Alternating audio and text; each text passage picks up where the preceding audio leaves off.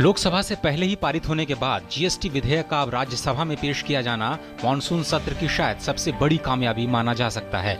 इस विधेयक को पारित होने को लेकर उम्मीदें इसलिए भी बढ़ गई हैं क्योंकि वित्त मंत्री अरुण जेटली ने विधेयक को राज्यसभा में पेश करने के बाद साफ किया कि सरकार जीएसटी को लागू करने के लिए किसी भी विकल्प पर विचार करने को तैयार है, जिसमें संसद का संयुक्त अधिवेशन बुलाना भी शामिल हो सकता है। सरकार अपने इरादे में बिल्कुल स्पष्ट है और फर्म है। हम जितने भी राजनीतिक और संवैधानिक ऑप्शंस हैं सरकार के सामने, हम सब खुले रखेंगे जीएसटी इस देश में शीघ्र से शीघ्र आए उसको लागू करने। जीएसटी के आने के बाद देश में केंद्र और राज्य दोनों ही स्तरों पर अलग अलग अप्रत्यक्ष करों के मकड़जाल से छुटकारा मिल जाएगा।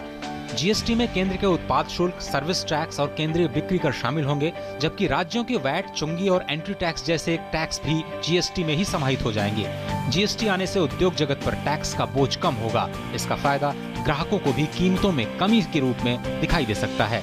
जीएसटी आने के बाद जीडीपी में करीब 1 से 1.5% की बढ़ोतरी की संभावना जताई जा रही है। पूरी दुनिया में जीएसटी एक सरल और मजबूत टैक्स व्यवस्था साबित हुई है।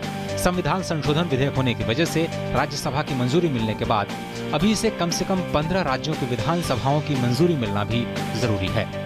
संसद भवन से ऋषि कुमार के साथ business desk, DD news, Delhi.